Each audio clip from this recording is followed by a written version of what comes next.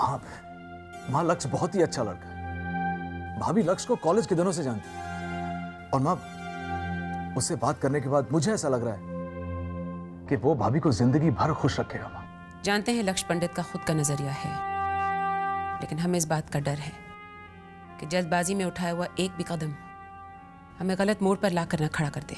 ऐसा नहीं होगा माँ। लक्ष्य काफी समझदार है। इस वक्त भाभी की जिंदगी में जो कुछ भी चल रहा है, अगर हमारे अलावा कोई जानता है, समझता है, तो वो लक्ष्य है माँ।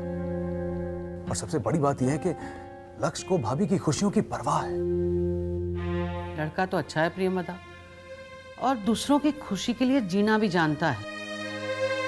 मुझे लगता है उसके दिल में उर्वशी के लिए एक जगह भी है। बात करने में क्या बुराई है? करण को लक्ष्य से बात कर लेने दो।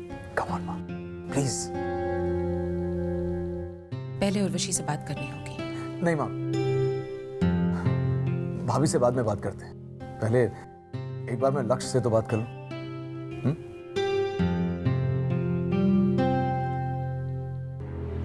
क्या हुआ? मैडम, इसका हॉर्स पाइप गड़बड़ हो गया है। इसमें कम से कम 15-20 मिनट लगेंगे। पास में ही मैकेनिक है, मैं उसको लेके आता हूँ, सही हो जाएगा। जल्दी आना। Okay madam.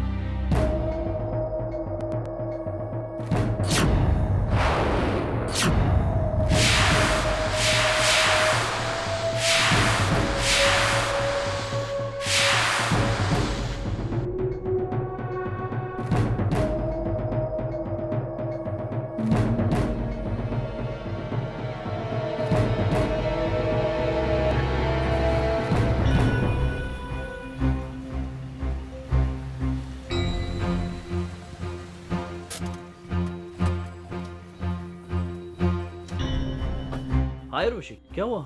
गाड़ी खराब हो गई है। ड्राइवर मैकेनिक को लेने गया है। कहाँ जा रही थी? जा नहीं रही थी, आ रही थी। बच्चों के लिए कहानियों की किताब लेने गई थी। कहानियों के बिना सोते ही नहीं है वो रात को। और मेरी कहानियां खत्म हो गई हैं। और वो किताबें आउट ऑफ प्रिंट निकली। आज का दिन ना। रिलैक्स उर्वशी, मेरे पास बेड टाइम स्टोरीज का पूरा कलेक्शन है। मैं तुम्हें गिफ्ट दे दूंगा। और जहाँ तक बात गाड़ी की है, तो मैं तुम्हें छोड़ सकता हूँ। हाँ, पर मैं गाड़ी को यहाँ पर आ जाएगा 10-15 मिनट में। ठीक है, तो मैं एक काम करता हूँ, तुम्हारे साथ वेट कर लेता हूँ। वैसे एक बात हजम नहीं हुई, तुम्हारे पास अपने बच्चों को सुनाने के लिए कहानियां नहीं है? कॉलेज के दिनों में तुम माहिर थी स्टोरीज बनाने के लिए। मुझे याद है एक बार तुमने रामायण और महाभारत दोनों का मिश्रण बना दिया था। हनुमान जी चले गए थे लंका दुर्योधन से लड़ने के लिए। तुम बहुत हंस रहे हो। नौकरी नहीं है तुम्हारे पास और बहुत हंस रहे हो। कुछ नहीं होता। कुछ सोचा है? सीरियसली? सोच रहा हूँ खुद का चैनल खोल दूं, वाह। जहां पर और किसी का कोई इंटरफेरेंस नहीं होगा, कोई दखलंदाजी नहीं। उसी के फाइनेंस जुटाने में लगा हुआ हूं आजकल। वैसे मेरी बात तो ठीक है, तुम ये बताओ, तुमने क्या सोचा अपने फ्यूचर के बारे में? सोचना क्या है? बच्चे हैं, वही मेरा फ्यूचर है। बच्चे तो जिंदगी का एक अहम हिस्सा होते हैं। मैं बात कर रहा हूं तुम्हारे भविष्य के बारे में, तुम्हारे फ्यूचर के बारे में। Your life. यू नो, हर एक इंसान की जिंदगी में, क्योंकि हम जी रहे हैं, क्योंकि हम जिंदा हैं, I think there has to be a meaning, a purpose, एक लक्ष्य होना चाहिए। ये लक्ष्य नहीं होना चाहिए। लक्ष्य इन द सेंस एक ध्येय, अ टारगेट, सम एम। जैसे प्रेमदा मैम को ही ले लो। शी इज लिविंग, और लोग काफी प्रभावित हैं उनसे।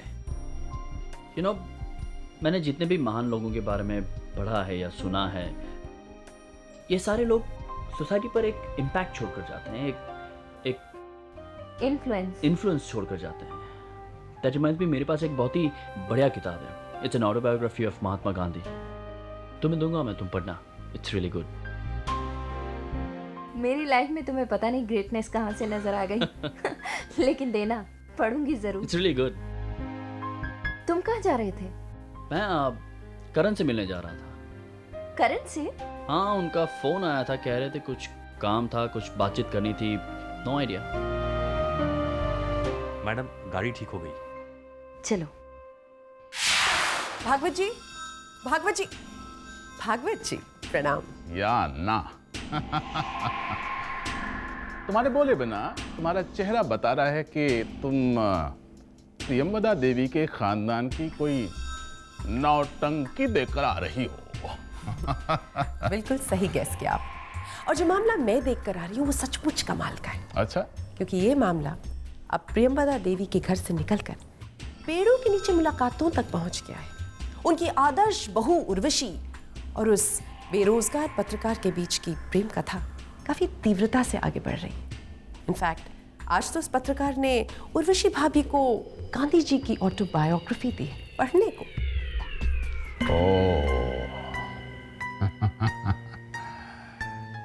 या ना शायद तुम महात्मा गांधी जी के बारे में ज्यादा नहीं जानती।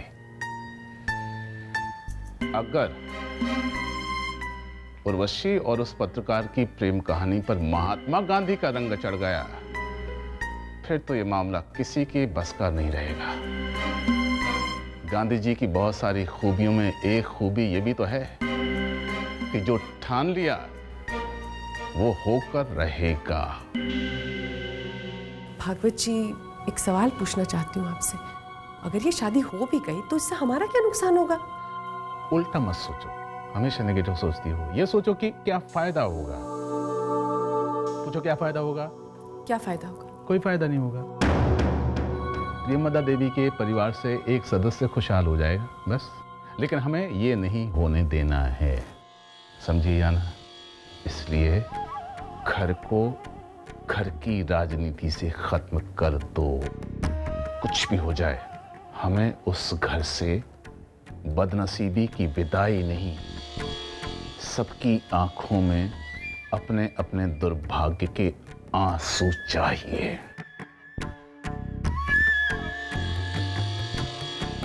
मम्मा ऐसी क्यों हो गई है भैया? पहले तो कोई भी ऐसी बात नहीं थी। पंजी, जब इंसान समाज के डर से जीने लग जाता है ना, तो ऐसा ही होता है। अपनी खुशियों को ना देखते हुए उन्हें हम दुख में बदल लेते हैं। मां के साथ भी कुछ ऐसा ही हुआ। कृतिका के साथ जो कुछ हुआ वो किसी के साथ भी हो सकता था, मगर उसका मतलब ये नहीं कि हम उससे जीने का हक छीन लें। मैं और कृतिका चाहते थे कि हम एक बच्चा अडॉप्ट कर लें, मगर मां उसके भी खिलाफ है। वो तो चाहती हैं कि मैं एक दूसरी शादी कर लूं। चाहे सारी दुनिया दुश्मन बन जाए भैया, मगर हम भाभी का साथ देंगे। थैंक्स, साथ देंगे।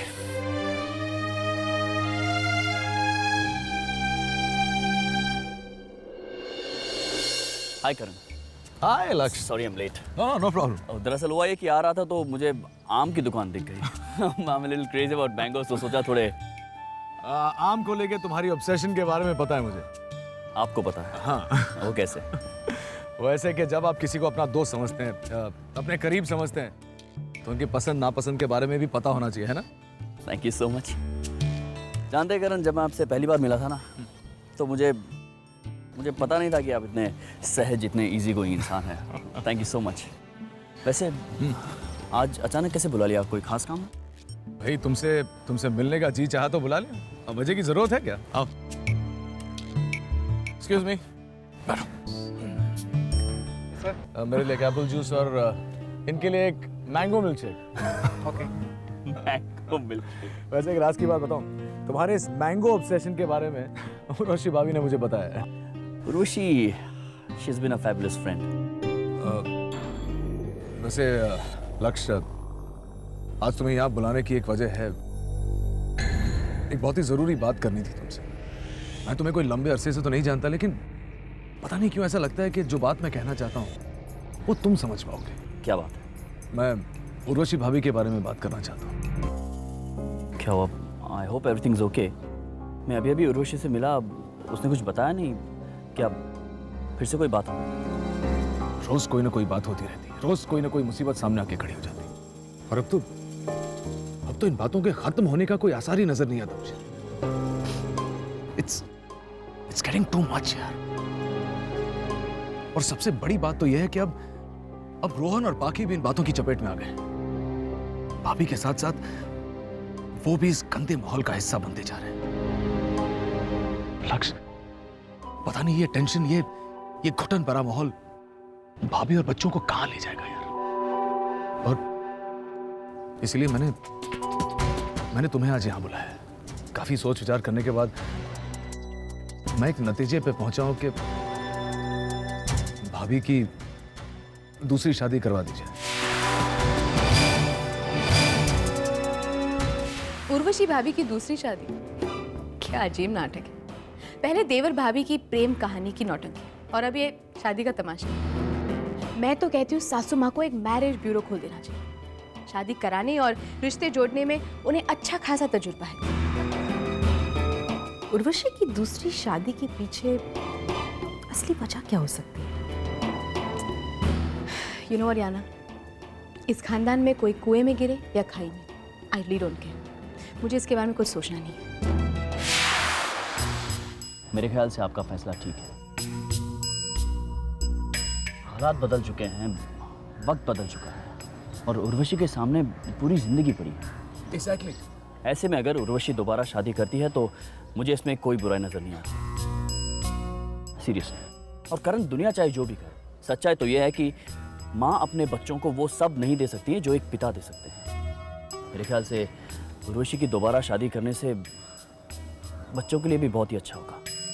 लक्ष्य, अगर उर्वशी भाभी अपने बच्चों को लेकर इस घर से हमेशा के लिए चली जाएगी तो इस घर में फिर सिर्फ एक बहू होगी और वो हूं मैं।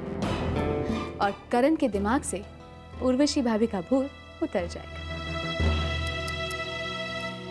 कितनी सीधी हो तुम श्वेता, और तुमको लगता है कि तुम्हारे आसपास की दुनिया भी उतनी ही सीधी है? तुमने कभी सोचा है कि उर्वशी की दूसरी शादी को लेकर प्रियंवदा प्रताप सिंह के दिमाग में क्या चल रहा है? या फिर करण क्या प्लान कर रहा है? या फिर करण उर्वशी की दूसरी शादी में इतना ज्यादा इंटरेस्ट क्यों ले रहा है? Thought about it?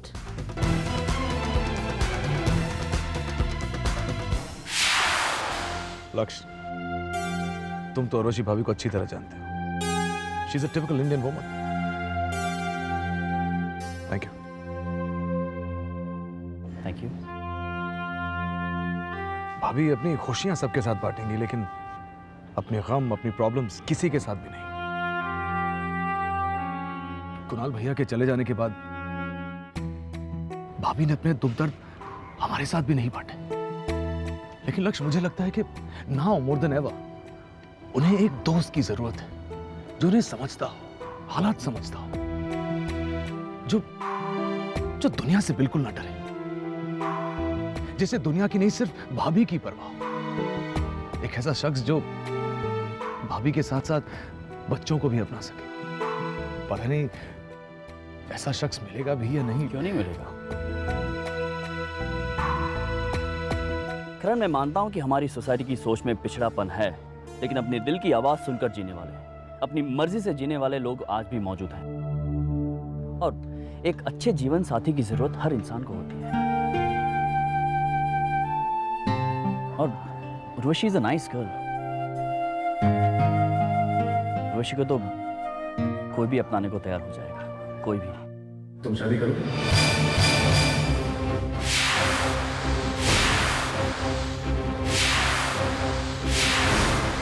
बोलो लक्ष्य, क्या तुम शादी करोगे?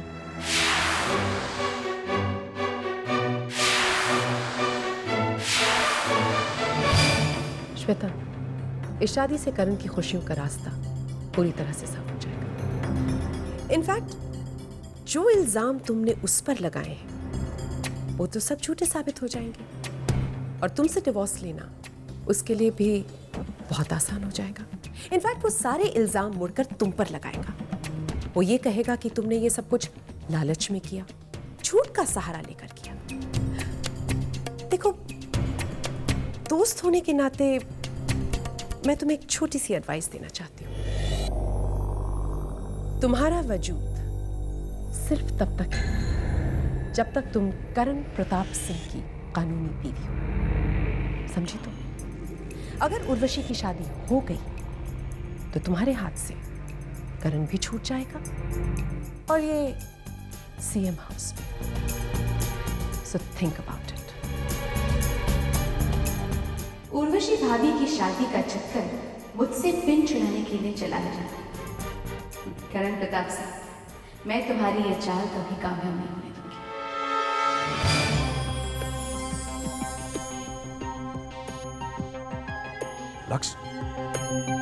लक्ष्य क्या हुआ? तुम इस तरह अचानक तुम चुप क्यों हो गए? मैंने कुछ गलत तो नहीं कह दिया? नहीं, वो एक्चुअली ओह, ऐसी समझ गया लक्ष्य, अच्छी तरह समझ गया। तुम्हारी बातें महज बातें हैं और कुछ नहीं। बात वो नहीं है। तो बात क्या है लक्ष्य? क्या बात है? अरे साफ साफ क्यों नहीं कहते कि ऐसे शख्स सिर्फ किस्से कहानियों में मिलते हैं, असली जिंदगी में नहीं? करण, बात यह है कि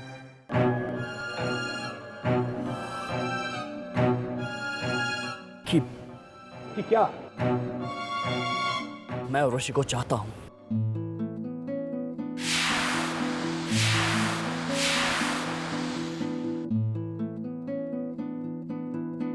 क्या? यस। कॉलेज के दिनों से मैं उर्वशी को चाहता था। यस करण, मैं आपकी सिचुएशन, आपका ट्रॉमा समझता हूं, लेकिन क्या? लक्ष्य, this is fantastic, this is great. Problem क्या है? Urvashi, don't be stupid. अभी से मैं बात करूंगा लक्ष्य।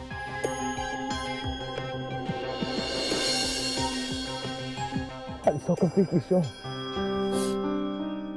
लक्ष्य, समझ में नहीं आ रहा क्या कहूं मैं।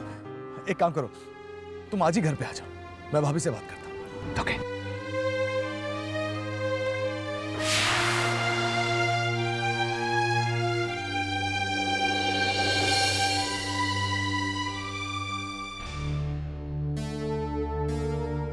प्रियमदा। जी मौसी। प्रियमदा, तुम्हारे लिए हीरो होंडा सारे गामा पा से पासेस आए हैं। एक पास पर तो मैं जाऊंगी। जरूर। तू भी चलेगी ना? कब है ये? ये है 24 फरवरी की शाम को 9 बजे। अरे ये तो आज ही है। जी टीवी पर भी लाइव आएगा, देखना। मेरा फेवरेट विनीत ही जीतेगा। क्या पता मौसी, शायद देबूजीत जीत जाए। उसकी आवाज हमें बहुत पसंद है। भाई जो अच्छा होगा वो जीतेगा। तो अपना मोबाइल दे, मैं विनीत के लिए वोट करूंगी। जरूर, वहां टेबल पे रखा है मौसी।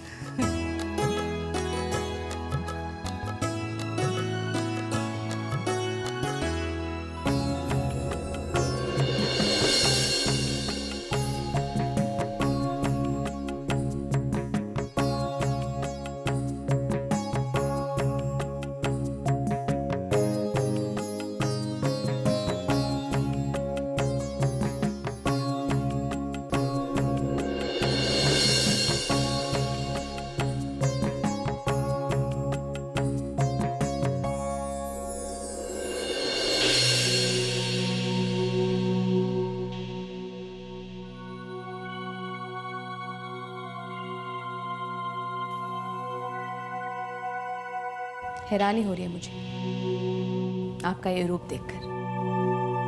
कहने को तो भगवान की पूजा, लेकिन मन में कितना पाप। यकीन नहीं हो रहा है मुझे कि आपका वास्ता कभी कुणाल भैया से हुआ करता था। अब पता चला मुझे कि कुणाल भैया के लिए आपका प्यार एक ढोंग था, एक सफेद झूठ। आप जैसी औरत मैंने अभी तक देखी नहीं। आपका ये लिबास झूठा और आपकी नीयत भी, आपकी ये पूजा भी झूठी और आपकी मासूमियत भी। तुम कहना क्या चाहती हो श्वेता?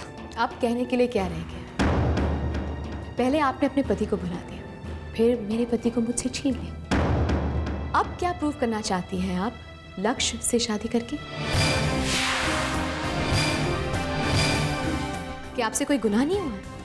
आपने कभी किसी की जिंदगी में जहर घोलना नहीं चाहा।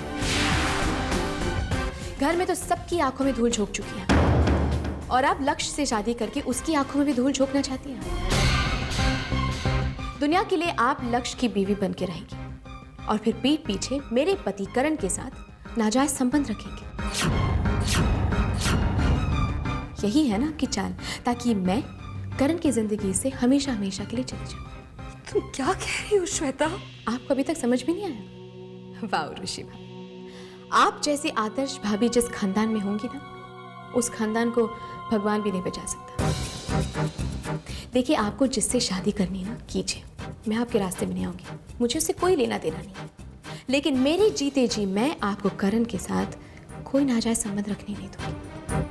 आपने साबित कर दिया है उर्वशी भाभी कि आप अपनी खुशी के लिए किसी की भी जिंदगी बर्बाद कर सकते हैं। और अब लक्ष्य आपका अगला शिकार है।